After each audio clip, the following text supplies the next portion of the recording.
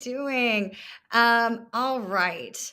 I am going to go ahead and get started tonight. And this is really weird. Everything is going really crazy on my computer today. um, Tonight it's Markets with May, but we're going to do personal finance, which I haven't done in quite some time. And I've got a special guest who is grabbing a glass of wine because we're going to make this somewhat casual as a discussion. Matt Bowles is actually now becoming one of my older friends. As some of you guys know, I went into semi-retirement about, I want to say it's almost 7 years at this point ago. And I had worked on Wall Street for a long time. And then I resigned and started traveling the world. And at first, I wasn't sure if I would continue working or how much I was going to work thereafter. But then after a while, I realized that there was a very specific work-life balance that I wanted. And then during that entire period of time, hopefully Matt will be back soon, I started traveling the world and I went on this one particular event called the Nomad Cruise. And during the Nomad Cruise, I got to meet a ton of global nomads. My guest tonight, once he gets back, because he's going to grab a glass of wine. He didn't realize that we were going to do this, like his classic, the Maverick Show post that he does.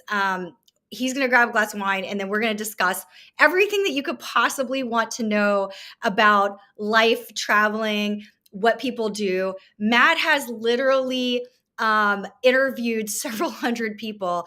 And I really encourage you, if this is something that you're interested in, you're trying to learn about, I really encourage you to look at the show notes on my YouTube. I have posted every single possible link to Matt's stuff, and you can use it for inspiration.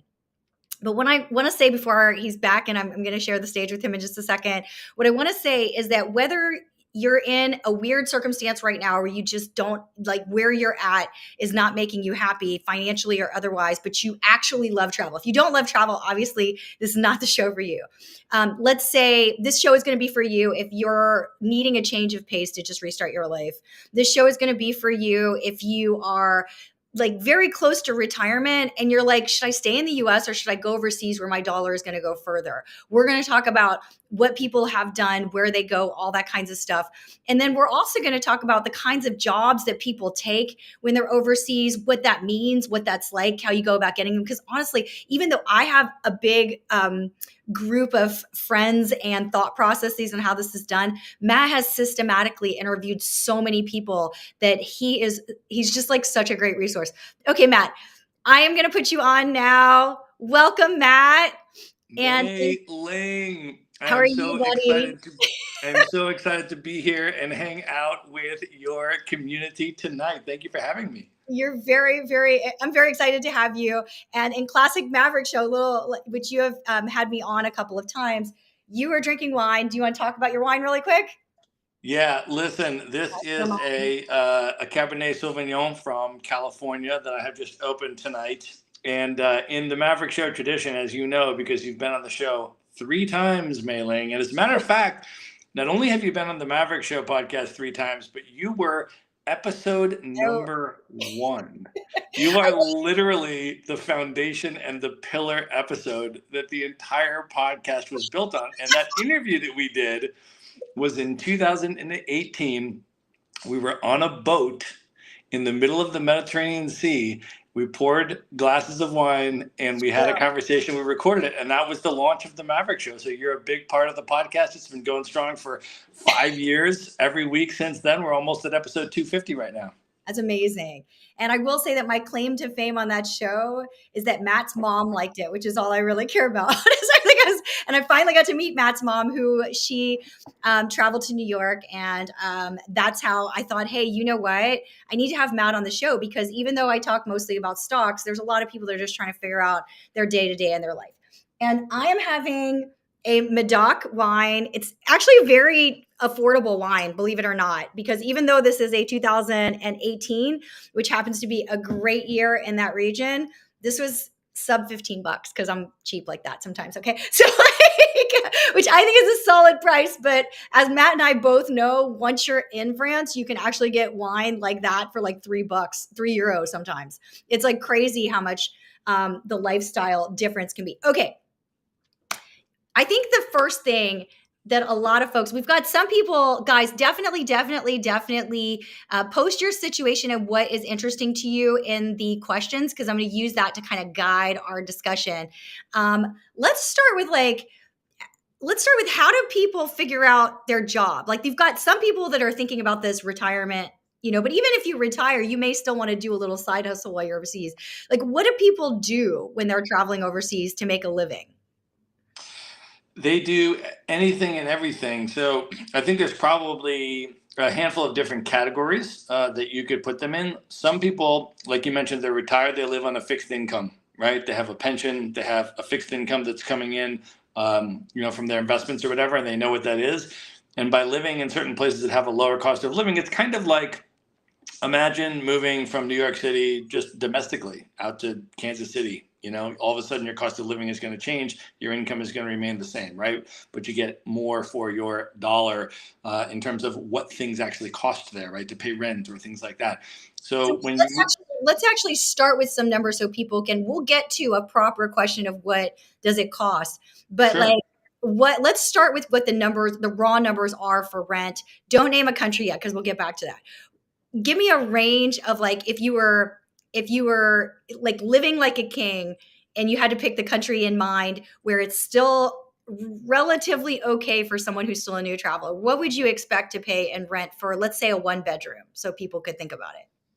So obviously this varies, across the world in terms of where you're going. I will say that there are places in the world where you can live very well and you can have your rent, all of your utilities and Wi-Fi and everything included, fully furnished place, and also all your food and entertainment and most of your meals, assuming they're out eating out at restaurants, and have the entire thing for all of that together combined, your total living expenses, food, rent, everything, utilities, for around $600 a month, $700 a month.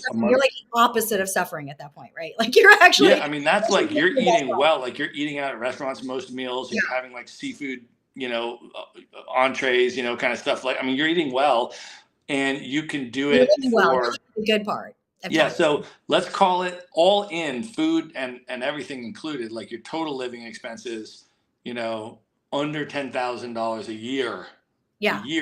for sure, right? I mean, 7,500 to 10,000, you can live quite comfortably in a number of places around the world for an annual full all-in lifestyle budget.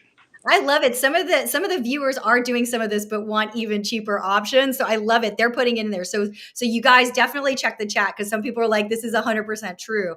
Anyways, I'm glad we started there. So then we're going to back to what do people do as side hustles and what do they tend to do?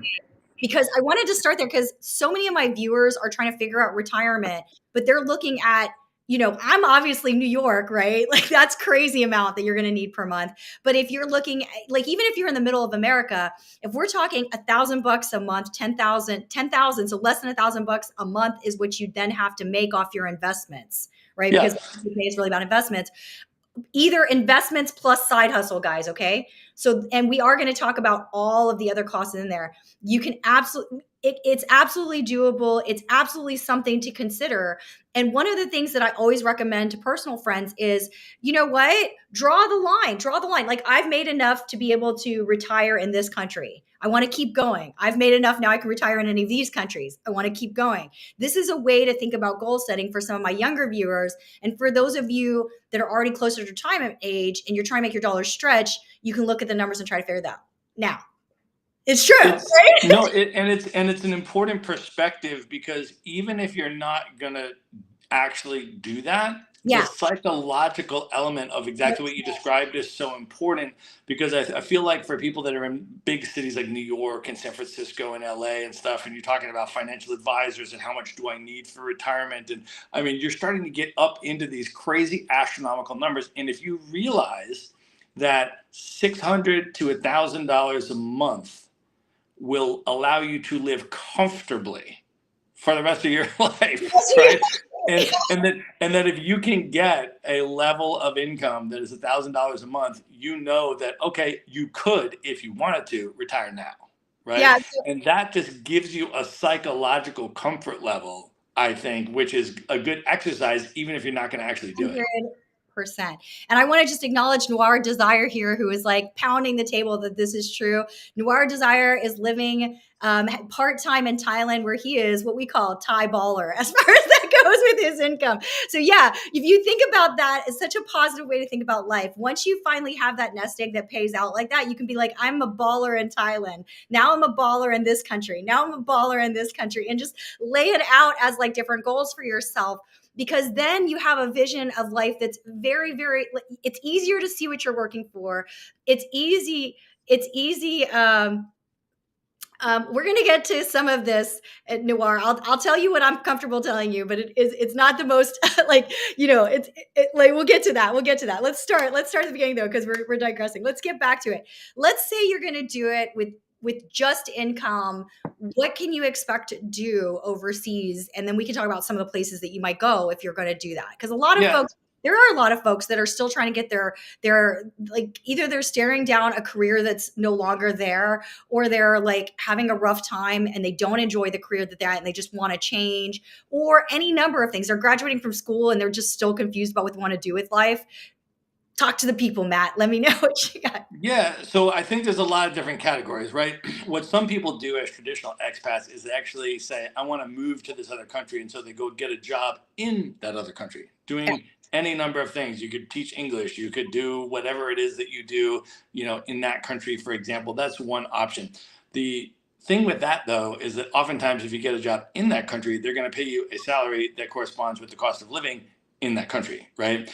So if you are in the United States, for example, and you are able to get a job, and it may not be the current job that you have, like if you don't like your job and you're willing to take another job, you could take a job with a massive pay cut, perhaps, in exchange for the benefit of being able to work remotely, right? Yes. And so if you can work from home the entire time, right? And you just get paid for your deliverables and your, all that, but you don't actually have to physically appear in an office.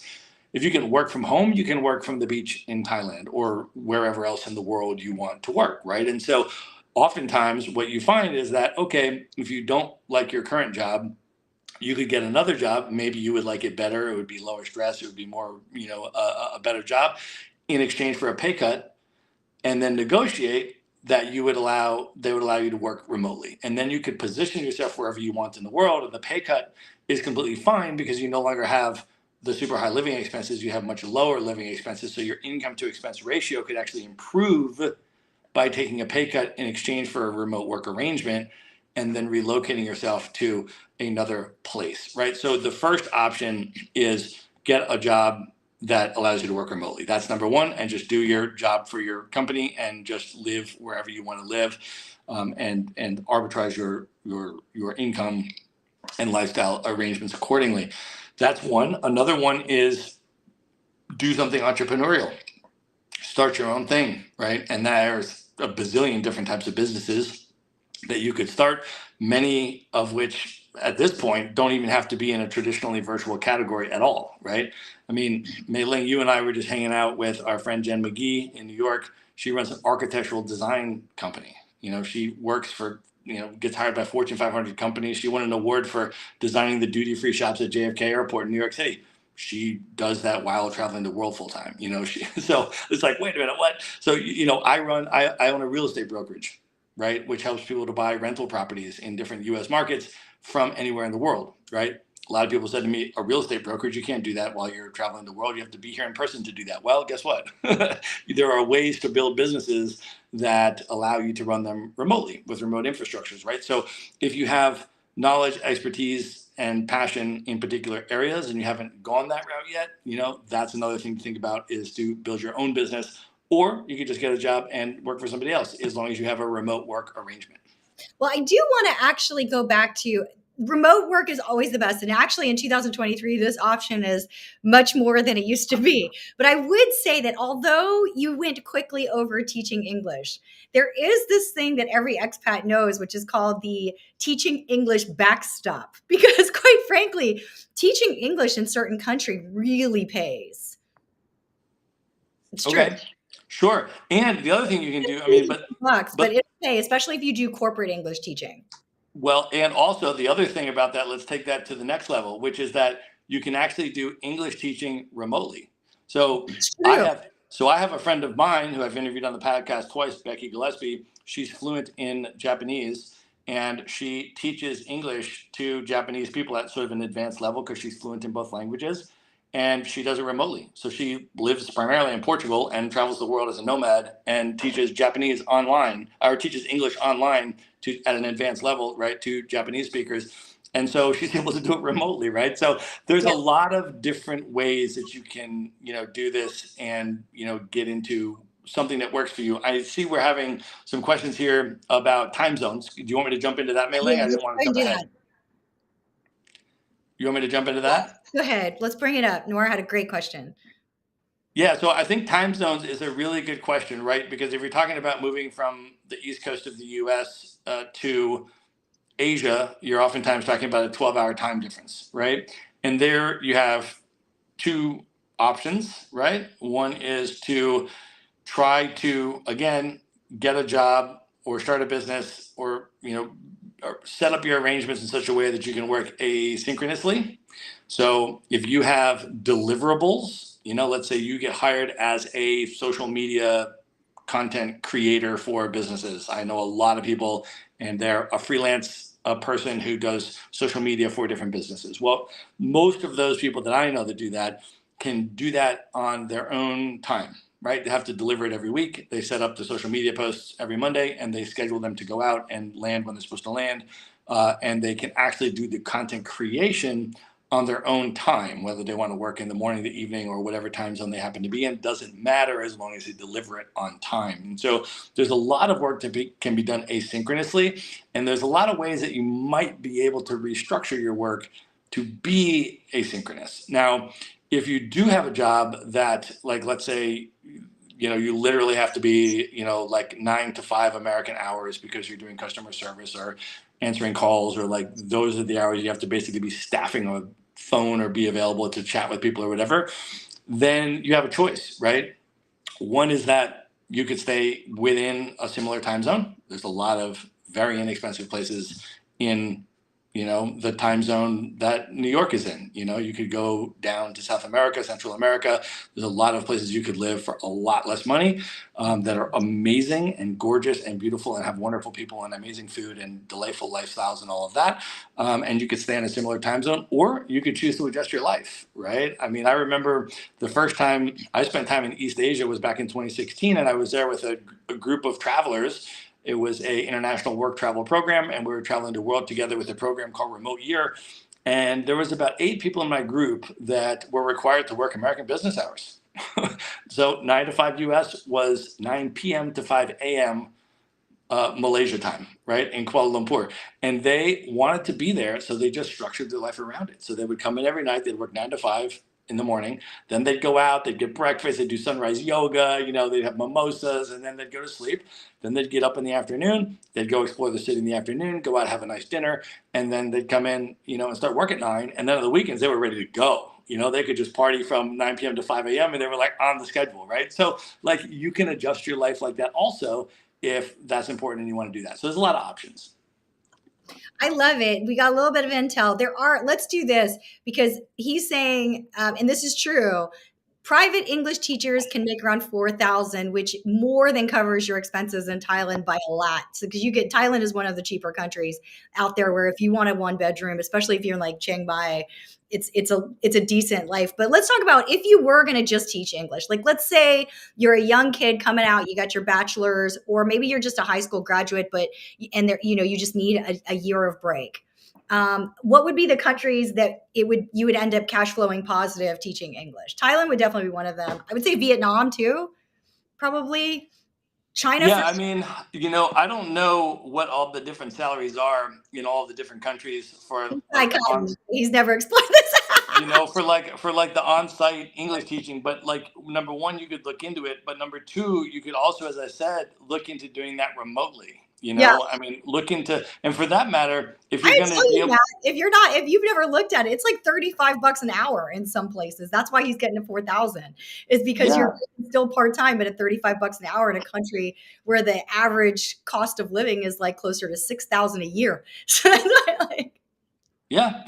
Yeah. So, so I think you can do that. But then also now, then that starts opening up more things where you're like, oh, if I Yeah, could teach English online remotely, right? And do yeah. like remote tutoring, Then you what can else learn could how to. what else could I do remotely? I could tutor, rich kids in Manhattan and their parents could pay me Manhattan tutor fees and I could do it remotely while I'm living in Thailand. Or I could do, I mean, Exactly you right. could like keep going with like the possibilities of like what types of things you could do in terms of remote education or tutoring or teaching of various different types. Like the possibilities are endless. Yeah. Education in particular is a good one too, because things that I've also explored is just doing the professor shtick overseas. Because whereas you need a PhD in the United States and other countries, you might not need a PhD, your resume may be enough to help you out in these other countries, especially when it comes to learning about US business, which some people are all about as well. Um, let's see. Okay, so actually, let's use this as a great segue into if you were on a budget. So obviously, if you're a baller, it's really easy to figure out which countries those would be. Not the least of which is the United States, right? But if you were on a budget, where would you go? I mean, I think in terms of cost of living to quality of life ratio, right?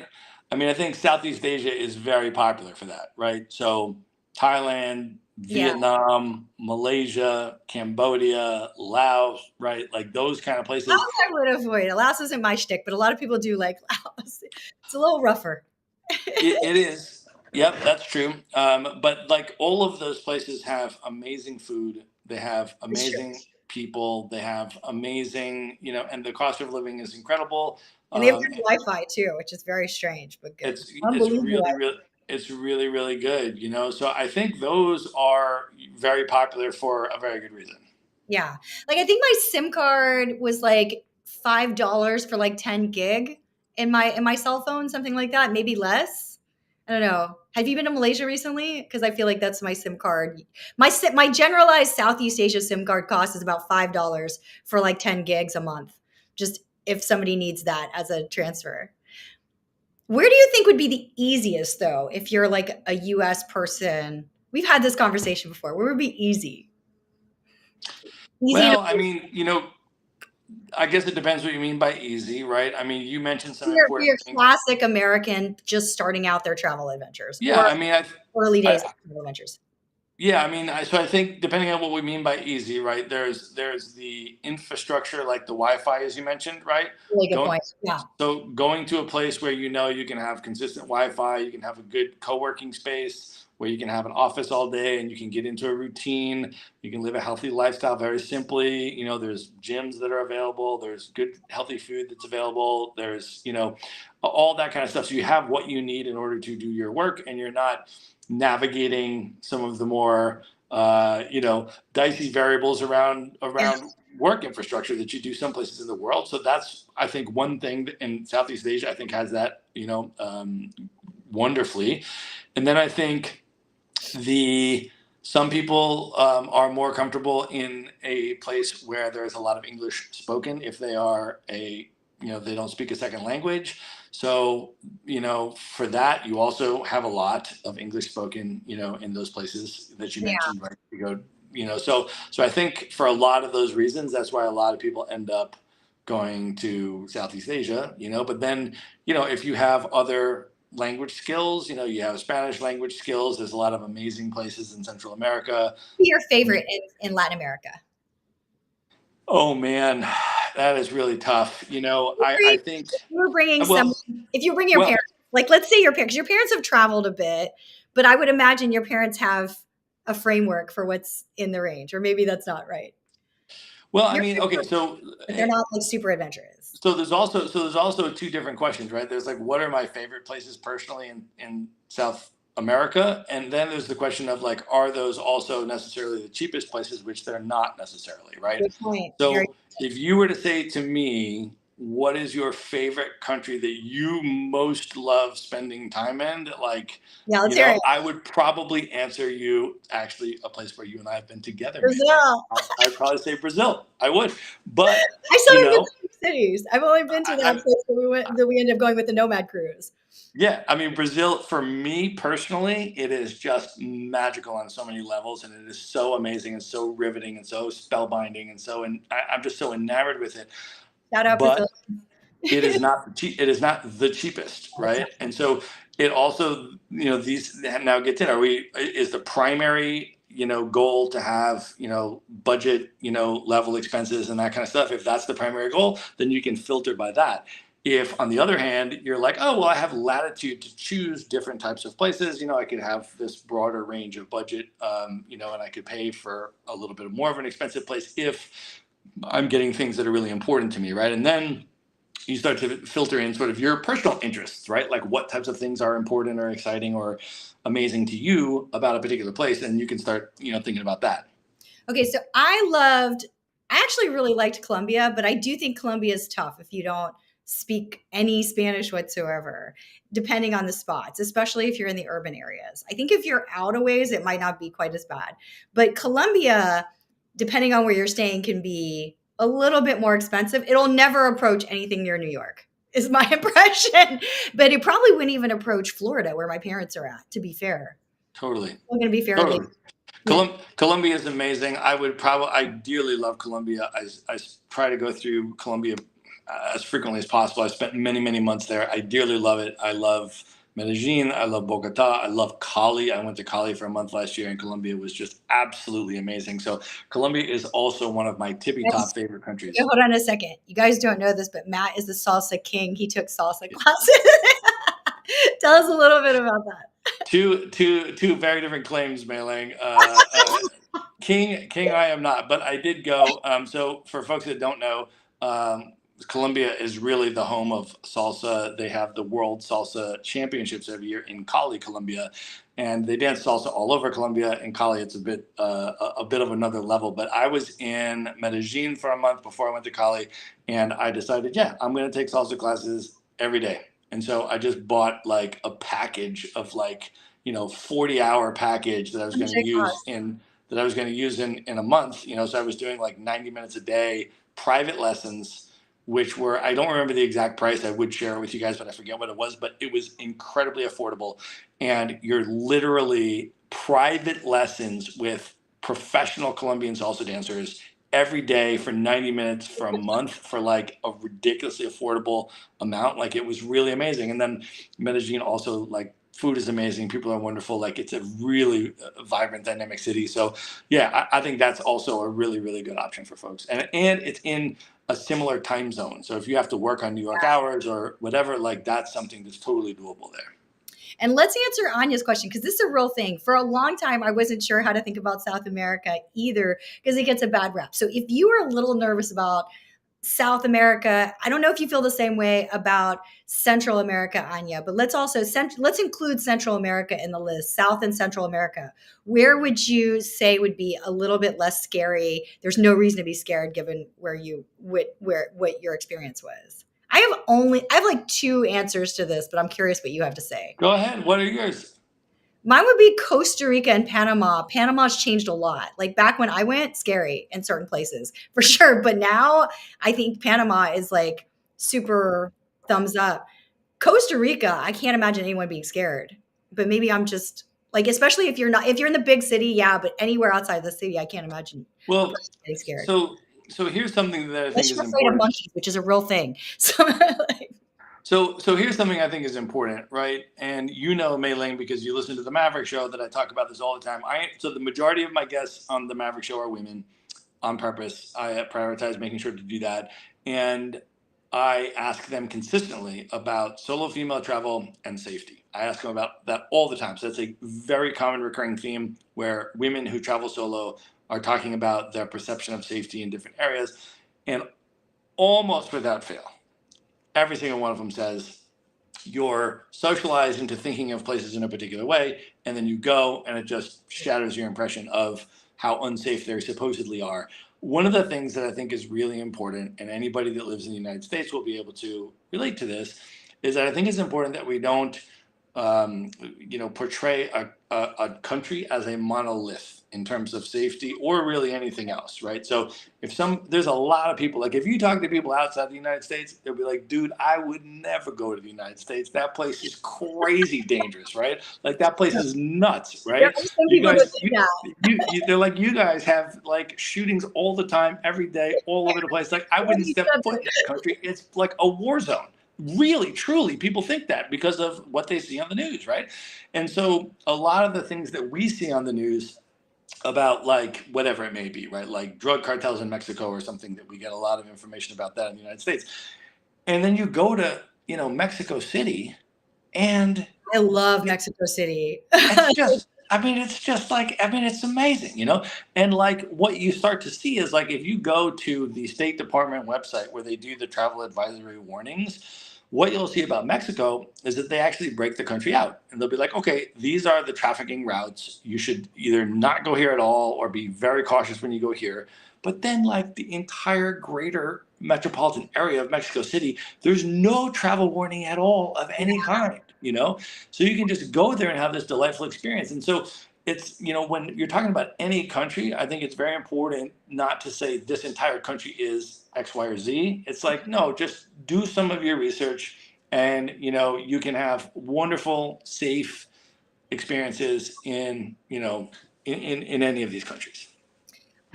I totally agree. And definitely, if you're a little bit nervous, start with the easier places so you have a good experience and then move your way up. Now, I don't know. Have you been to Uruguay? Because I just don't know. I've actually never been. I don't know if you can So answer. So I have not been to Uruguay, and that is there. It's completely inexcusable that I haven't been there because I've Right on spent top of what happened. I've lived. Okay, so for two reasons. Okay, first of all, I've spent over 5 months in Buenos Aires, Argentina. I've been there multiple times. Buenos Aires, Argentina is literally a ferry boat ride. That's like less than 90 minutes. You can take a ferry from Buenos Aires to Uruguay. You can do it in a day trip if you Been want. some cute ladies in Buenos Aires. That's what I hear. Secondly, Uruguay has unbelievable wines. I mean, they are like incredible. So that wine region, right? That like Unacceptable, Matt. is it's Chile, Argentina, and Uruguay. And a lot of people don't know Uruguayan wines. They know the Argentine Malbecs and they know the Chilean Carmeneers, but they don't know the Uruguayan wines as much. I feel like they don't get as much billing internationally. But when you're down in that region, you start drinking Uruguayan wines, you're like, oh my gosh, like this is incredible. And so I want to go to Uruguay so bad. I want to go on wine tours. I want to go and stay and spend time, and I haven't been there yet. And it's completely inexcusable. I will, that brings up a really good point because I think that for a lot of folks, depending on where you think this sits within your life, because we've got folks that might enjoy being nomads for a little while, like you and I have. You've been a nomad for many, many more years. I've probably settled down a little bit. I'm truly more semi-nomadic than nomadic. I may start up again. But then there are people that are trying to figure out retirement. And then there are people that are just trying to figure out what makes sense for their life. Maybe they're stressed out of their mind at job, or they just don't like their job, or they don't like what's going on and they don't have ties to where they're at. I would mention that to the extent that you can, travel to these places first and see if they're interesting. Like do a little bit of research. There's tons of stuff online and just learn think about what it is you like to do. Matt loves wine. I'll tell you that much. He loves a lot of things though, in fairness. He loves graffiti. He loves hip hop. Which he can tell you where the best hip hop scenes. If anybody wants to know where the best hip hop scenes are, put it in the chat. Let's definitely go through that. But there are some things that he loves and he seeks it out throughout the world. And when you like, for me, when I originally went into semi-retirement, that's part of the reason why I was traveling so much. Number one, I just thought I always loved travel. But number two, I was trying to really test the idea of whether or not New York was the right spot for me. It turns out it probably is, but at the same time, I'm a woman of the world in that regard. I really love it. Okay, wait, we got to get through a couple of definite questions I know people care about. Let's talk about healthcare and insurance. That's a real thing to consider that a lot of people do not know, especially if they're coming from Europe and Canada, they're in a different circumstance. But if they're coming from the US, actually, I think travel might help you, not hurt you. Do you want to speak on that a little bit?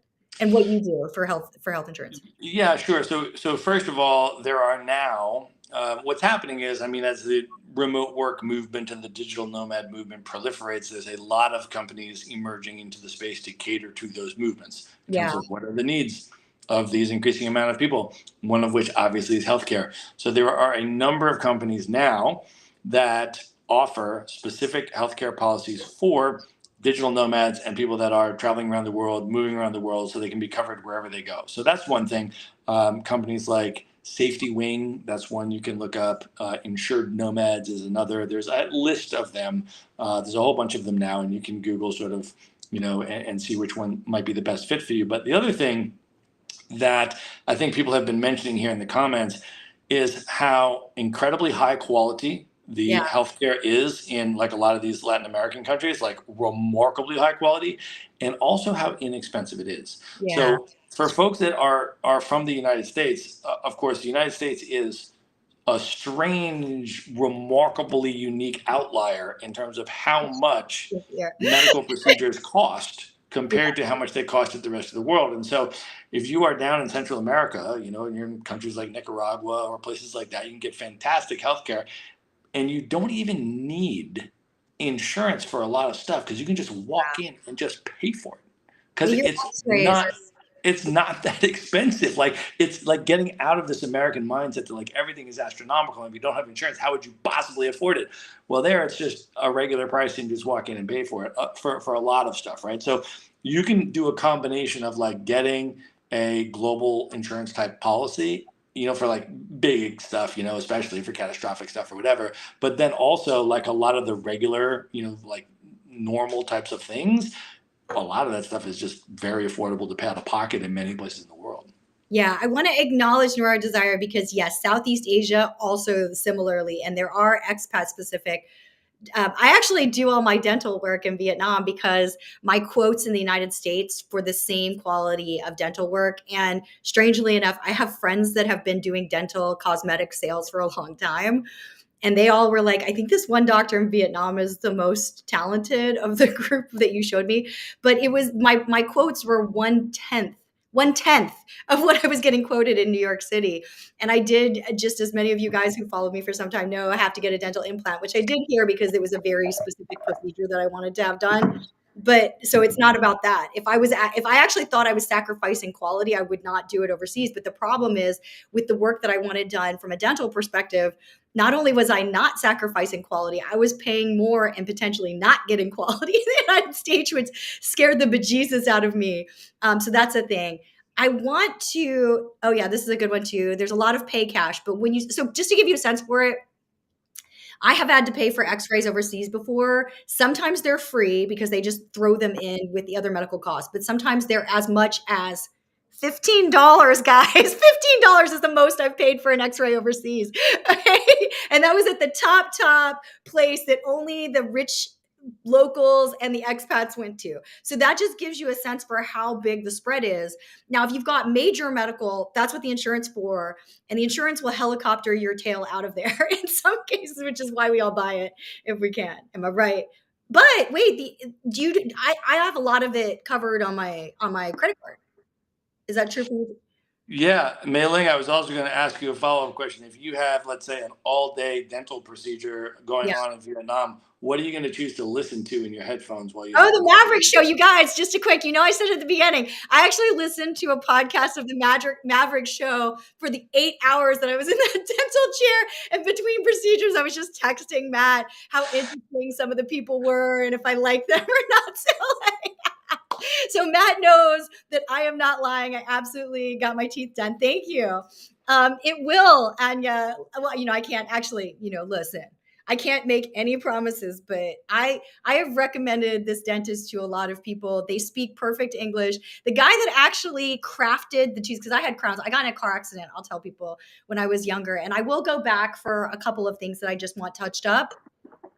So, but the guy that actually made the actual crowns. So I had a dentist. She was Vietnamese, spoke great English. But the guy that actually made the crowns was German. He was like a straight up German dude from Germany, spoke perfect English as most educated Germans do because they require English as the university language. And I mean, the service level that I got, like, I will not get that in New York. They cleared their day to make sure that my stuff got done a particular way and in a particular time range. So I would always recommend these people, although, you gotta use your judgment as to whether or not it makes sense for you. But they were excellent, and it's just all the expats plus movie stars that go there in Vietnam. So I wanted a very specific smile. They're like, I'll give it to you. Thank you guys for all the compliments on my teeth, on my teeth, because I was actually talking like that. What else was it? So insurance we talked about. Can I, Mei Ling, there's been a couple of comments in here. I wanted Yes, to definitely, address definitely. one theme that I've seen, which is another region of the world that we haven't talked about yet, which also has remarkably affordable cost of Is living, it which this is question? what's Eastern that? Europe, right? Eastern Europe, yeah. Yeah, So there's been a Bosnia lot of people. is amazing. Yeah, I go ahead, go ahead, go ahead. No, so there've been a number of people asking about like Bosnia, asking about Romania, stuff like that. So yeah, Yes, like if you go to Eastern Europe, the prices are again unbelievable. remarkably affordable. I was in last summer. I was in Bansko in Bulgaria, and you can easily rent a place for a month for $250. A month kind of price point. Higher. Depending on the season, right? If you're there in the high season or the low season or whatever, some of it can vary. But if you're renting it for a year, I mean, unbelievable prices. So yeah, I think Romania. I've actually not been to Romania. I've heard I I amazing. I have been to Romania, and I can also speak to Bosnia. I love Bosnia. Actually, I had really great experience there. But we got to actually tell them what you were doing in Bonsko, because a lot of people don't realize this is possible on the budget that it's possible for. Because both you, I don't know if it was, yeah. Let's talk about what you were doing in Bonsko, actually, because a lot of So people don't know Bonsko. okay, so in Bulgaria, so the capital is Sofia, and then Bansko is actually this sort of. It's actually a reasonably remote town, which in the winter has skiing, and in the summer has hiking and like all that kind of stuff, right? As a lot of ski towns do in both seasons, and it is like a fraction of the price to do any of these things as it would be in Western Europe, right? You try to go skiing in Western Europe in the Alps or something versus going skiing in Bulgaria, and it's a fraction of the price, as are the living costs, as are all of the other costs. I was actually there speaking at the Bansko Nomad Fest, which is a conference that got over 500 digital nomads who came out to it. I gave the opening keynote last year at this event and then stayed there for like a month, because the way that I travel around, if I'm going to go to a conference, I'm not just going to go in for like 3 days and then leave. I'll just go and hang out for a month and kick it in Bansko and check it out. So I was there, but I spent a lot of time in Eastern Europe. I spent a summer, one year, I spent the summer in Belgrade in Serbia. And then I did go to Mostar in Bosnia. I spent a bunch of time in Croatia. I've been to Montenegro, and a lot of these places. Oh, another destination that Beautiful places. a number of my guests have been raving about is Albania, which probably has lower cost of living than any of the places we were talking about. And people are just talking about how amazing it is. I actually just interviewed an Albanian guest on the Maverick Show recently, but I've interviewed other non-Albanians who were just saying Albania is one of their favorite countries in the world. And so there's a lot to experience in Eastern Europe. There's amazing people there, wonderful experiences, and it is a fraction of the price of Western Europe. So a couple of things I just want to make sure you guys caught. If you go to Bulgaria, Bansko, we've had more than one friend that basically upped their ski and snowboard game because it's that cheap. And I think the apartments, I remember someone quoting me around $600 for a 2 bedroom or 1 bedroom at the top of the mountain. And from what I understand, they've turned it into a complete nomad hub. So you can just come straight down the mountain and then take the ski lift back up to go to the WeWorks that's there, so that you can meet all the expats that are in that area. Let me know if I got that right? Yeah, there are multiple co-working spaces there now. There's a whole digital nomad community of people that come through, and some people go through to A lot ski. of English spoken guys. They do the conference in the off season of the summer, where it's cheaper to go and stay there. So Yeah. you can literally rent a place for a month for like a few $100 kind of thing. And so it's yeah, there's a lot of that kind of stuff all around Eastern Europe. So there were some people in the comments that were mentioning like they really like Europe and that Yeah. kind of stuff. So if that's your vibe, like definitely go east and you will experience amazing things. I mean, when I lived in Belgrade, like I was amazed. I mean, I was blown away. It was such an incredible city to spend the summer in. You're And tall, so you fit in. What's that? You're tall. You fit in. He's like everybody's so tall in Serbia. I'm like the midget of Serbia. It's true. You Um, guys don't know how tall are you, Matt? You gotta let the people know. That's right. I am 6'5", so Yeah, so he's like an average size guy in Serbia. He can actually get pants there that are the right length. oh, we're getting a shout out. I'm gonna give a shout out to Azerbaijan. Yeah, I was in Yeah, I that's was in pretty awesome. Baku in Azerbaijan for a month in 2019. Very cool. I mean, that's another region. I mean, I think it's good that people are bringing up these regions, right? Like the Caucasus is another very cool region. So I was. Should people feel safe going to these countries? Oh gosh, yeah. I mean, so first of all, the country of Georgia, and its capital is called Tbilisi, and Tbilisi is becoming this massive international digital nomad hub as well. There's like tons of internationals from all over the world that are there, and co-working from there and stuff, as well as like obviously a very vibrant population from Georgia, but there's also like a lot immigrants from like Lebanon that live. I mean, like it's a really diverse, interesting place. So Tbilisi is cool. Old town area is just remarkable. And then, so I was in Tbilisi for about a month, very inexpensive as well. I mean, comparatively, very inexpensive. And then I took the, Went there? what's that? English is easily spoken there. Like if you're English, By everyone. Yeah, absolutely. Super easy to get by. And then Azerbaijan, I took actually the overnight train from Tbilisi to Baku in Azerbaijan. And Azerbaijan is super interesting. And for people that haven't been there, I mean, it's amazingly safe. First of all, like incredibly safe, super easy to get by with English, any of that stuff. Internet was very good, all that. But it was very, very interesting, because they said, like, when we were going there, I was going with a friend of mine, we're on this overnight train, and she starts reading about Baku, like on our way there, and she goes, "This is interesting. The guidebook says that Baku is what would happen if Paris and Dubai had a love child." that's amazing. And All right, I'm like, I'm gonna ask I wonder what that means. And then we get there and I'm like, oh, I see what that means. And what they've done is they've put like Parisian facades on all of these like old Soviet buildings. So you're like walking down these streets and there's like all these like Parisian facades. And then they have these like wild, like postmodern Dubai style buildings also in the same city.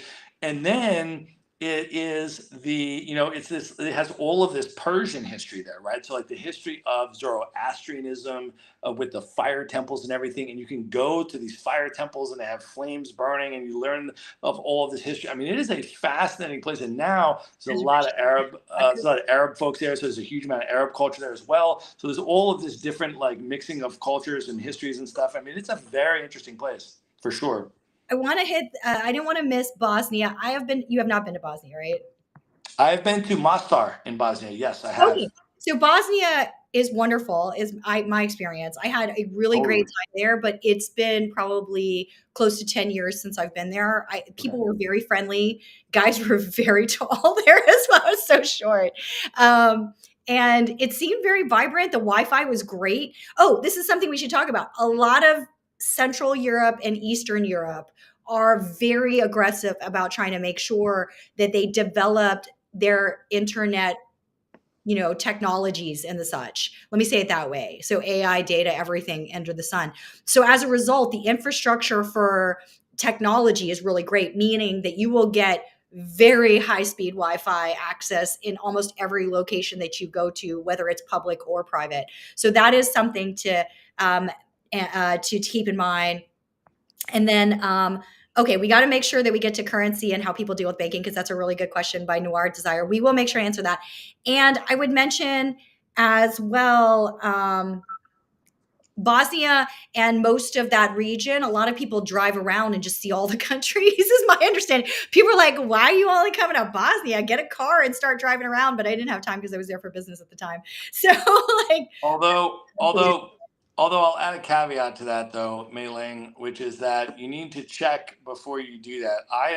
My sister actually came to visit me when I was living in Belgrade for the summer in Serbia, and we're like, oh great, why don't we rent a car and do a road trip around the Balkans? We'll rent the car in Belgrade, and then we'll drive through Croatia. We'll drive all through Bosnia and down to Montenegro. Then we'll come back and drop the car back off in Serbia where we rented it. And what we found out was, at least at the time that we attempted to do that, you cannot rent a car with Serbian plates and drive it into Bosnia.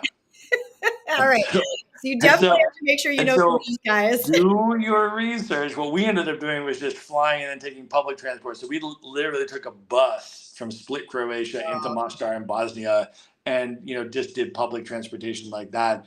Although I'll tell you a story about Mostar just in terms of cost of living. We went to Mostar, we looked up places to stay. As it turns out, the highest end hotel, 5-star luxury hotel in Mostar, we rented a room there, and it cost, this is the most expensive hotel in the city, $75 a night. That's beautiful. I love that price. That's the best. I mean, that's like luxury balling for sure.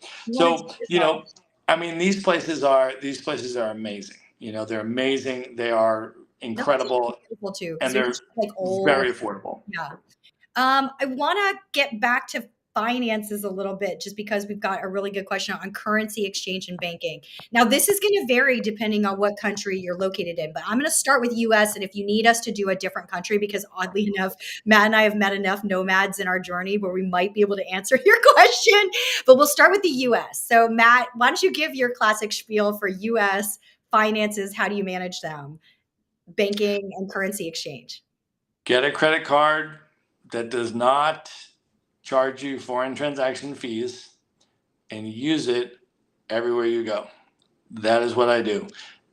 When you find places, if there's any places that don't take a credit card, so sometimes you'll get into places where they don't take a credit card, and you might be like shopping in a very local market where they require you to give them cash, and you're buying, produce, or you're buying, something from a local market where you have to use cash. In the event that you have to use a cash transaction and you cannot use a credit card, simply go to the ATM machine and take out money. Now, there are certain ATM cards that you can get. The one that I use is the Charles Schwab ATM checking account. And the reason that I use them is because not only do they not charge me ATM fees from their end, but the deal with this ATM card, and it's no annual fee or anything like that. This is just the regular ATM card for the, checking account, which has no minimum balance either anyway, by the way. The deal is that in addition to charging you no fees from their end, any fees that are charged to you by the ATM machine that you use are reimbursed to you by Charles Schwab. Yeah. If you're American and you are traveling and you do not have the Charles Schwab banking card, I don't know how you've been living. I'll be honest with you, because it makes no sense. There is only one. I actually think at this point, there might only be one card that does specifically this. And also, believe it or not, has decent customer service when you're overseas. Like, I've called them because some weird shit went down, stuff went down. So that's a real thing. Charles Schwab is the way to go. And also because this is markets with May, obviously they're attached to TD Ameritrade, and they're attached to Charles Schwab, the brokerage account. So it's literally the same place, but you're opening up a checking account from them with, like Matt said, zero transaction fees, zero, it is the best deal in town. Although obviously it's your money, do all your due diligence and check it. But what you want to do, and the way that I would encourage people to think about this, is what you want to do is you want to get ideally at least one good travel credit card. Yes, you need that. Okay, don't go without it. Don't leave home without it. So the top one that I use right now is the Capital One Venture X card, which just came onto the market. Probably, I don't remember, maybe a year, like last year, I think it came on. And they came on to basically be the top card in the market. Like, they looked at what everybody else was offering, the Chase Sapphire and Reserve, and they looked at what is Amex offering and all this. And they structured their offering to try to be the top, most compelling card. And most of the credit card, companies, most of the reviewers, that specialize in credit card points and all that, most of them said this is now the best card to get. Not only for the sign-up bonus, but for a lot of the things that it gives you, right? So it'll give you all kinds of like trip protection insurance and lost luggage insurance and like all different types of things. It'll give you all types of, statement credits for travel spending and all different stuff, in addition to accruing points that you can then redeem on a giant list of partner airlines. You can, transfer those points into miles on these different airlines and redeem them for free flights. And so there's a long list of reasons why you should try to put as many of your travel expenses as possible on your travel credit card. One, there's no foreign transaction fees, so there's no cost to you for doing so. And number two, you just rack up a whole bunch of points for every dollar you spend, which you can then redeem for other travel expenses like free business class flights. Okay, but I do want to make sure to say this because Matt and I are really actually just here to provide info. If you don't, like, you really have to read the terms of agreement carefully. If you don't think you can pay it off, don't do it. If that annual fee is a lot for you, if you would not pay that much for a gym membership, don't do this card. Okay, guys, as far as it goes. Responsible finances is what we're all about. And I really want to highlight what Matt said about the benefits because I have absolutely used them and they are kind of vital when you start traveling. Like I've absolutely gotten into a fender bender and that travel insurance actually is an easier claim than even regular insurance. But you have to turn the claims in, any claim, whether it's a luggage claim, whether you have a delayed flight insurance, which I have claimed, it will pay for your hotel while you're delayed, which you need these days because travel is so crazy. But you must turn your claim in ASAP and start the process going, or else you will get nada, which I've also had happen to me before too. Let's see. We've got this is exactly the kind of story that we want to be careful about. But like, yeah, using a credit card before you feel comfortable and confident about paying the bill can be you can take a step backwards before you take a step forward. So I always want to be careful because I noticed a lot of people are saying it the exact opposite way that Matt and I are trying to say it as far as that goes. Like we want you to use the benefits, but we want you to be fiscally responsible when you're doing it and just be careful. Yeah, 100%, for sure. So let me also just add on to that, Mei Ling, in terms of ways to think about this and also sort of respond to some of the comments that are coming in. So first of all, anything that you spend on a credit card should be the same thing that you would spend in cash, meaning you have the money sitting in your checking account. You could use your debit card to pay for it, but instead you're simply going to strategically route the payment via your credit card and then pay it off with that money in your account at the end of the month instead of using that money to pay for it now, because by doing that and routing it through your credit card instead of paying it directly with your debit card, you're simply accumulating points and you're adding all of these other trip protections and insurance benefits and things like that to the things that you're buying at no expense to you other than the annual credit card fee, right? Yeah. So that's what we're suggesting. Never spend more money on your credit Then card you than you have sitting in your account to pay off. Goodness, don't do that. You're simply strategically routing the payment through a different mechanism. I think that's a good way to think about it. And to this specific comment, Noir Desire. Going around with cash is a no-no. Let's talk about that. That's a good question. Okay, so and then I also want to just let Noir Desire know about the credit score situation as well and getting credit cards. But do that one first. Let me go back to that one. I didn't realize.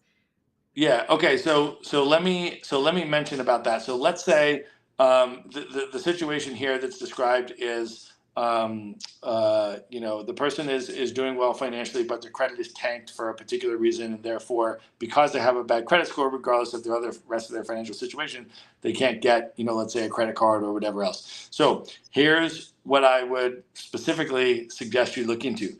You can do.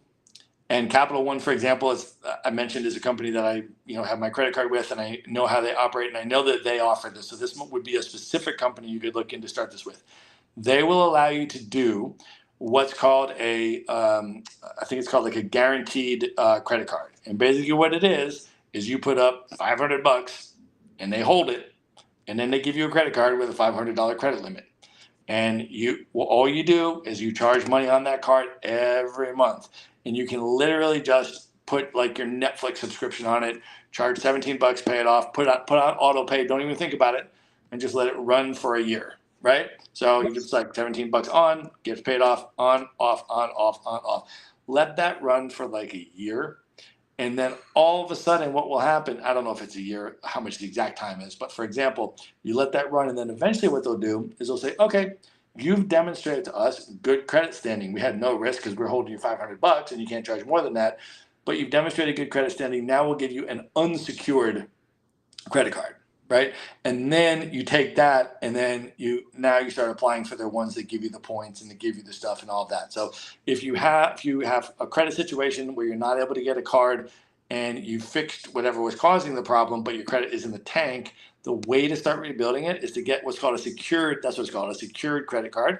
Go to Yeah. Capital One or some company like that, put up the $500 and just start charging your Spotify subscription or whatever's on it every month, and put it on the auto pay, and you'll build back up your credit. You'll be able to eventually get a card.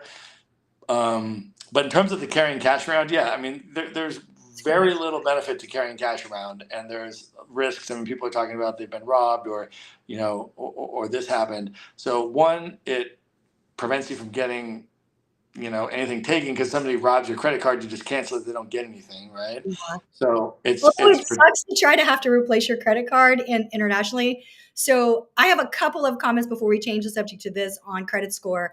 I will try to I'll try to find a somebody at some point on credit scores, because quite frankly, I know for a fact, because I've had more than one tenant where I've helped them fix their credit because I just wanted them to have well, this is what it was. I'll tell you. You may not know this, Matt, but like back when I still do this, but we just don't have as many properties in my family. But I would always like do the screening process for tenants, and I would look through their credit, and to the extent that I saw any ways to fix people's credit, I would just give them the information that they needed. But truly, Noir Desire, if you wanted to fix up, given that you have the income and the assets to do it, if you wanted to fix this, that's right. It would take about a year, and your score would go at minimum up to 650 for sure. It's 1 year to fix it. It's a very systematic thing that you do, but then you're good after that year. And to be fair, the reason you do it, and I'm going to come back to Anya, the reason you do it is because the exchange rate on certain credit cards is actually superior to anything you'll ever get at the actual exchange booth or otherwise. And Charles Schwab, by the way, as a bank card, has one of the better exchange rates because they do FX trading on the TD Ameritrade platform. So that's part of the reason why banks like JP Morgan and Citi will give you slightly better, depends. You have to check country by country, but oftentimes will give you better exchange rates when you're using their credit card or whatever it is. So keep that in mind, that there is a possible way. I don't know how long it'll take me to find a resource for you, Noir Desire, but if not, just start Googling and YouTubing. And I know that it's depending on how bad it is, it's usually about a year to fix it if you actually have money and have your life in the right direction. Now, I actually want to go to this question because I have a funny story about Athens. Because actually, Matt and I were in Athens on another global nomad tour. So Nomad Cruise is the thing that we were on, and lots of people got robbed specifically in that metro station. But I did not, and I want to tell this story because it's one of my favorite stories. I go into the metro, and I get into the metro area, and I'm just like, I'm going to the airport, but I've heard there's robbing, so all my money is like really tight to my body in a certain way because I have a certain way that I travel. And I see this old lady, and I offer her a seat because I'm like, oh, she's an old lady, I'm young. And for whatever reason, like 5 people backed off me almost immediately. So apparently, if you're nice to others, that is like that rewards in spades. I don't know if she was a gypsy or what she was, but for whatever reason, me giving her my seat and making sure that she was comfortable did spades for me on the Athens subway. But I will say that, go ahead. You're like cash, no. You're like no cash, right, Matt? I mean, I would use cash as little as humanly possible. And the reason is because, one, you get credit card points when you use credit cards, and you don't get it when you use cash. So there's no benefit to using cash. And number two, as you mentioned, you're more vulnerable in terms of having something that someone could take or rob you. The other tip that I would mention for people, even if you are going around with credit cards and you're not going around with cash, is to have more than one credit card. and to leave them in separate places. Don't put them both in the wallet that you are carrying, because if your wallet gets stolen, you want to be able to have them in a backup. So always leave a credit card, or at least a debit card, some way for you to get money. Leave it in your room, in your bag, somewhere, so that when you go out and you have your wallet, if worst case scenario, your entire wallet gets stolen, you are still able to go back and have a card there where you can get money and you can pay for whatever else you need, and all that. So, so that's it. And then, you call in, you cancel your card, and they'll send you a new card, and you'll get it when you get back or whatever, but you have another card to get you by in the meantime. We're going to put a pin in that and come back to that, because what else do I want to make sure that we get to? Oh no, you know what? Let's continue with. So here's a couple of other things that I would mention is the only caveat to holding cash. And that is if you are in an area or country for which you have to pay cash, and you will know it almost immediately. So one thing to consider is not every part of this world, but this is going to be what I'll call rougher travel. All right. But there are parts of this world where the distance to get to an ATM is quite far for the locals. Either the distance is like the actual distance, or alternatively, the road is so rough that it takes you a half an hour to travel 10 kilometers or something like this, such that you could literally jog it faster than you could take a car there. Those locations, you must have cash. And then the thing that becomes important is your ATM limit, which you will want to negotiate in advance. So even if you get the Charles Schwab card, if you have not pre-negotiated your ATM limits to be a little bit larger, you're going to struggle in certain countries where it's cash only. So these are all things if you're going to do rougher travel. But this show isn't so much about rougher travel. Rougher travel is about being very flexible as far as that goes. And also know what the currency rate exchange is before you go, Oh my because gosh, if you just land in Vietnam and you're like a million Vietnamese dong, like that sounds incredibly high, yeah, and you have use no the idea how much it is. calculators and realize that the FX calculators can sometimes be delayed. Do you guys break into cash once into an area? Okay, the only thing I would say that you should let's actually talk about what needs to be in your backup travel pack for emergencies, because we all have our own thing. So number one, if you're going to have US dollars, crisp $100 bills, okay? Crisp large bills, and then a series of small bills that's what I try. What's your thoughts on that, Matt? Do you agree or disagree? I usually have zero cash Oh my gosh, on you're so me. generous. I mean, I have cards only, because if you have no cash, your cash can't get stolen, right? So I have credit cards and I have debit cards, and I have them in 3 separate places. So Okay, that's good. I have my, and I'll tell you guys this as well. Mei Ling knows this because she and I both travel with carry-on luggage. Okay, yes, we're carry on only, the two of us. That's one of carry on only. So I do not check a bag. But what my carry-on is, it's a 22-inch rollerboard suitcase, right, which fits in the overhead compartment, and then it's a laptop backpack that fits underneath the seat. So what I do is I'll have one credit card in my wallet in my pocket. I'll have one credit card in my laptop backpack hidden somewhere, and then I'll have one credit card in my 22-inch rollerboard suitcase hidden somewhere. So I have 3 different places on my person, in my backpack, in my bag, and I will have them spaced out so that you are diffusing and diversifying where these are, so that if something gets lost or something gets stolen, you haven't lost everything, right? And then I will virtually never carry cash unless there is a really important reason to do so, which I mentioned a couple, and there's others. I mean, I could add on to this. I mentioned local markets, like you want to go shopping in a local market and you want to buy stuff and they only take cash and all that kind of stuff. That's one thing. I might go to the ATM machine, get out about the amount of cash that I might spend, and then go there and spend it. It's not going to be a huge amount. The other reason, Buenos Aires, Argentina is a very good example of this.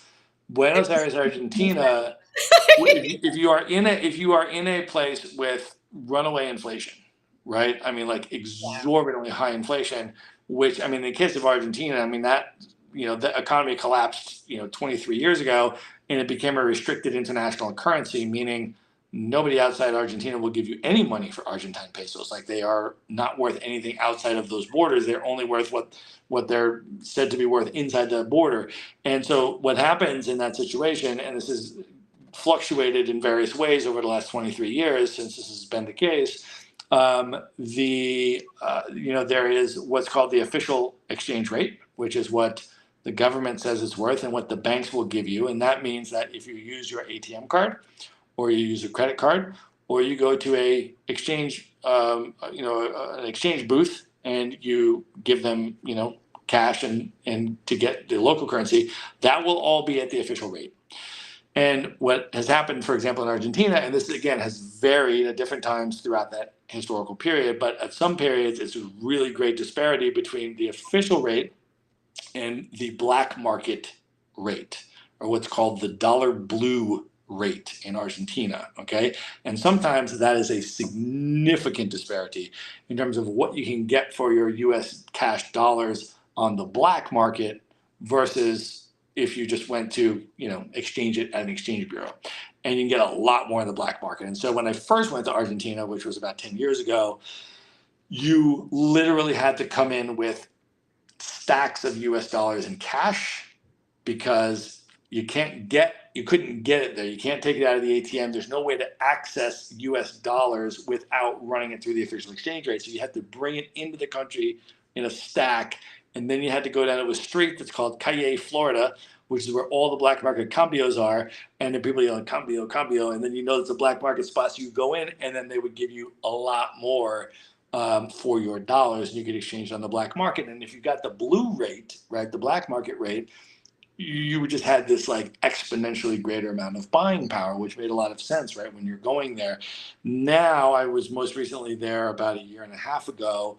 What you can actually do is bring money in through Western Union, which gives you not exactly the blue rate, but pretty close. It's a lot more than the official rate, and it's close enough to the blue rate that made sense to do, is to just transfer the money to yourself and then pick it up at a Western Union location. The problem was that a lot of times the Western Unions would just be out of cash. Like, they were just like, yep, we ran out of money. Like, we don't actually have any more bills in here. Like, come back another day and try it again. So then you go to another one and another one. And you have to go to Here's the thing too, for any country where that's going on, you can also just pay USD. However, your USD cannot be ragtag USD. You better make sure that shit is crisp. Watch my language. You got to make sure that those dollar bills are crisp. Do not go into a foreign country with ragtag dollars that you got from bussin' tables or something like that, which I have absolutely traveled when I was very young, and I was just like making as much money as I can, waiting tables or whatever tips I could get, doing whatever it was. You need to go to the bank and exchange for crisp, clean dollar bills, and you want a range of currency, high denomination bills and ones. You need a lot of ones, because otherwise you can't really negotiate with the same kind of value. So that's key, guys.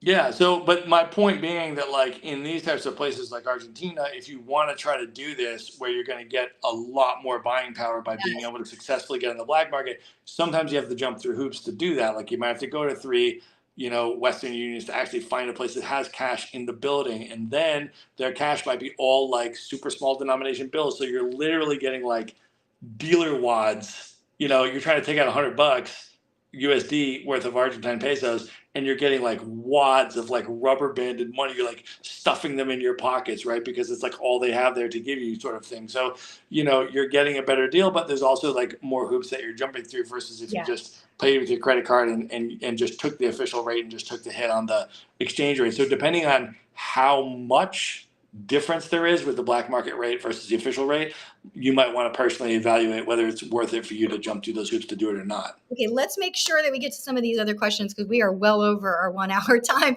What do we think about traveling as a content creator when you are not monetized? Thoughts? Meaning like just posting, but like not monetized, meaning that you just like post Instagram photos of yourself and what you're up to. Like, that's cool. I think, okay, here's what I think. If you want to travel as a content creator, what I've learned in my short period of time is that the real thing is not creating great content. If you're traveling, you're going to create great content. It's about marketing. So your skill set really needs to be marketing yourself and getting the followers and then getting the views and hustling. So just realize that if that's the direction you're going in, we have more than one friend that does that every day of the week. We have friends that do it by playing the guitar.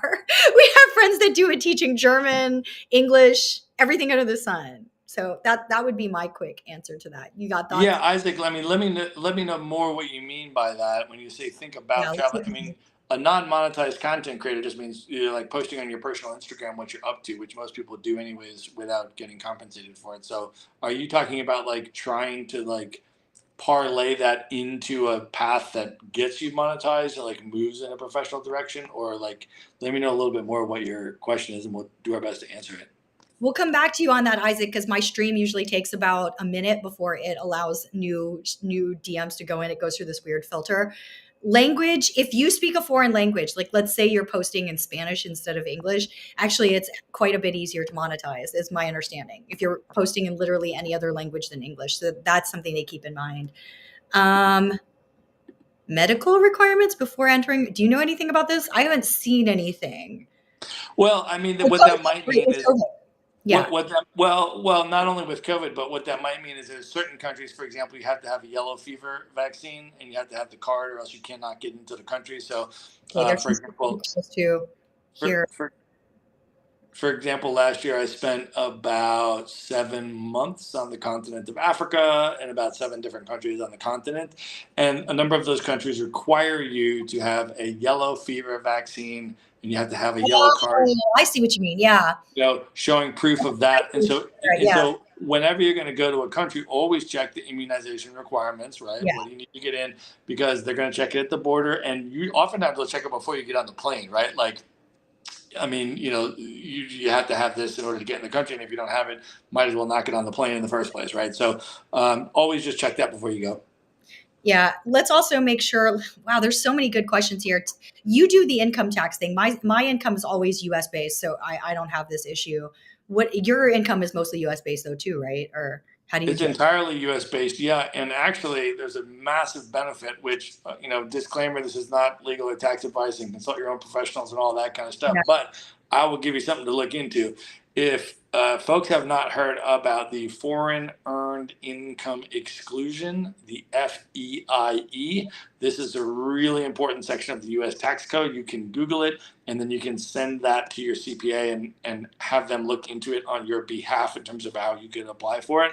The broad overview, in my non-financial, non-CPA, non-legal, non-technical overview is basically as follows. If you are whatever, working at a job, U.S. based income, and you're remote, or you're running your business like I do, I have my LLC is a U.S. based LLC. If you are physically outside of the United States for basically 11 months, right? I mean, I think you can be in the US for something like 30, 30 something days a year. It'll say when you look it up how much it is. And you're out of the United States for basically 11 months, Cool. physically present in other countries that are not the United States. Under those circumstances, you can potentially qualify for the foreign earned income exclusion, which means that your first hundred and something $1,000s of earned income is And all of a sudden like, not subject to federal income tax. yeah. Okay. And so, I mean, I travel with a lot of friends that are saving tens of thousands of dollars every year by qualifying for the foreign earned income exclusion in the US tax code and saving tens of thousands of dollars on federal income tax. So, look up the FEIE, send it to your CPA, talk about your personal situation, because everything's relating to you personally qualifying for it and how you would personally do that. But if you can qualify for that, woo, that can save you a lot of money. Yeah. Oh my gosh, I feel like we barely scratched the surface on topics, Matt, somehow, but we're at an hour and 20, and usually I only have like max an hour. So I feel so we definitely have people that care, and we definitely have some people that are very knowledgeable and are either traveling overseas already and are doing this. But honestly, if hopefully let me just close out the show a little bit. Hopefully Matt, do you want to share your CPA and just give them a little love right now? Just really quick. One last Guys, thing. if anybody wants to connect with me, just in general, you want to follow up on this conversation, you want introductions to anything, or you want like Maverick Show, citations, guys. like Show. for any of the stuff that I mentioned, like what credit card was that you said you used, like what was the ATM card that doesn't charge the fees, like any of that stuff you want to follow up with me. My personal Instagram is at Matt Bowles Maverick, MattBowlesMaverick. And then the podcast that I host where I interview digital nomads every single week is called The Maverick Show. And you can find The Maverick Show with Matt Bowles on all podcast platforms. We're also on all social media at Maverick Show Pod. I think you can see it right there next to my name, at Maverick Show Pod. So if you're on YouTube, it's Maverick Show Pod on YouTube, or it's on Instagram, or it's on TikTok, or any of those. You can find us there. Just shoot me a DM and let me know that you saw me on Markets with May, and you had a follow-up question, and would love to connect with people. And feel free to ask any follow-up questions you want. And I also want to say that even if you're not interested in international travel, I really do recommend the Maverick Show as it is one of the few. I mean, it's not, I mean, Matt is my friend, so that is part of the reason I listen to it, I will admit, but it is legitimately a great show. And what I love about it is that at the core of every single person on their show is someone who did not like their current life and were like, F it. There's got to be something better. And then every single person talks about how they created the life that they wanted. And so if that's you, if you're like miserable with what you're doing, you feel like you will never have enough to retire, you feel like you are not living even remotely, like everything sucks. If you're in that moment, I really do think the Maverick Show can be an inspiration for thinking about life planning.